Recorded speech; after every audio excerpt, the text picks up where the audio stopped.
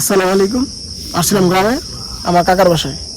গ্রাম বলতে কাকা এখানে বাড়ি করছে, কাকার বাসায় আসছি। কাকা দাওয়াত দিচ্ছিল আম কাঁঠালের। তো এখন মানে কাঁঠাল সকালে দিয়ে কাঁঠাল খাইছি, ভরপুর আম খাইছি, লিচুও খাইছি, দাম বেশি হইলেও কাকা আনছে।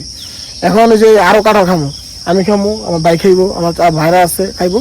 এখন কাকা যেন কোন জায়গা থেকে কাঁঠাল গাছ থেকে আনবো।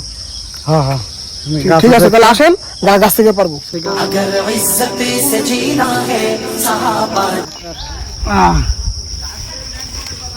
হ্যাঁ কাঁঠালটা ছিঁড়ে নিলাম, খুব ভালো কাঁঠাল এটা। টাকা দিল না, এটা খাওয়ার পরে স্টক করার সম্ভাবনা আছে, কারণ ওই সেদিন খাইছি মাথা নষ্ট, এত মিষ্টি, এত রস, এত স্বাদ, প্রিয় বন্ধুরা। আমি একলাই সেদিন খেয়াল আছি একটা ভিডিও। কি মজা কাঁঠালের। আমি নামলি সস আমলি আইগা লাল দারসকে পাই ঢুকে দিন না।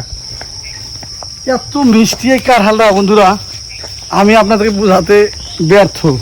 আমি খাইছি সেদিন, খাওয়ার পরে এত মিষ্টি কাঁঠাল আমি কোনো সময় পাই না, যেমন রস একদম প্রাণ জুড়িয়ে যায়।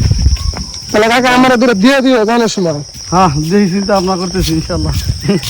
খুব সুস্বাদু, এত স্বাদের কোনো কাঁঠাল আমি কোথাও পাই নাই। একদম গাছ থেকে ছিঁড়ে আনলাম।